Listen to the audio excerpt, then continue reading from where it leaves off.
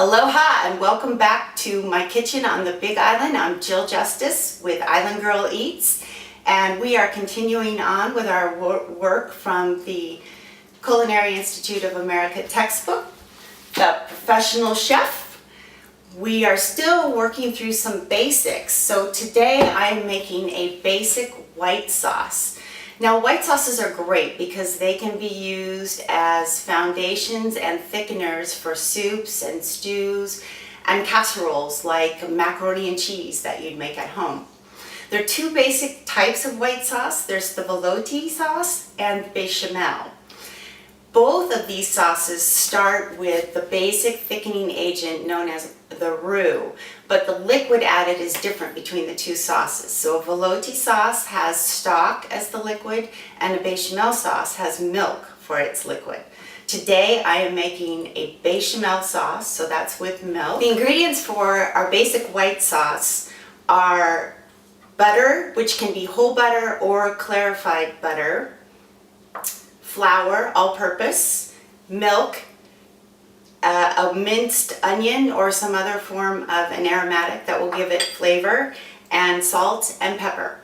Equipment required today are a basic saucepan, wire whisk, and a strainer for the last step. So the three basic steps for our bechamel today are: number one, to make the roux; number two, add the liquid and simmer it, and then the third step is straining the sauce. You usually allow about 40 minutes to make a true homemade bechamel sauce.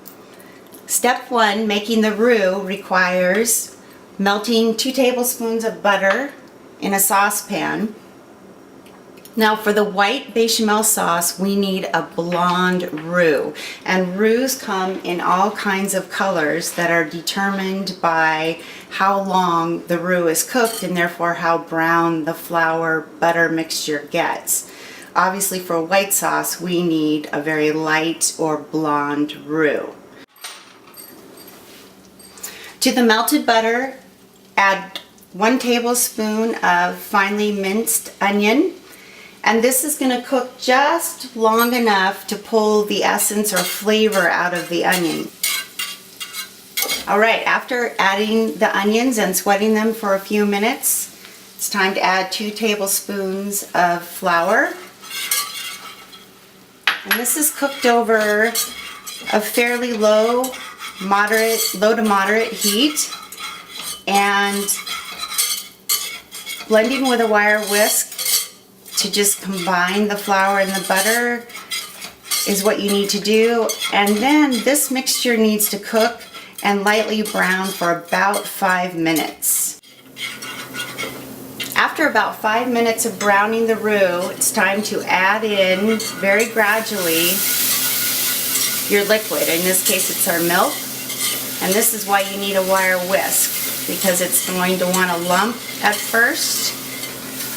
You need to work that over, get the lumps out, and get the liquid blended with the roux. And once it's smooth, it needs to be simmered for about 30 minutes.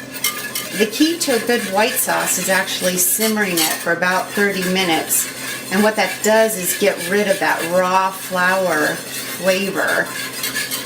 And then, during the simmering process, is when you want to season it. So for this white sauce, I'm going to add a little bit of kosher salt, and I prefer white pepper over black pepper, especially in a white sauce. The final step in making the bechamel is actually straining the sauce. And this is useful for a couple of reasons. Number one, straining it is going to remove any of the aromatics that you use to flavor the sauce, and also it will remove any lumps that could have formed during the cooking. So I just have a handheld strainer, and I actually use my whisk to whisk it through the strainer, giving me a nice clean smooth sauce in the bowl and lumps and onions left in the strainer. For your final bechamel sauce, there are some variations that you can make with it. You can make a non-dairy version using milk substitutes like soy milk or almond milk or rice milk.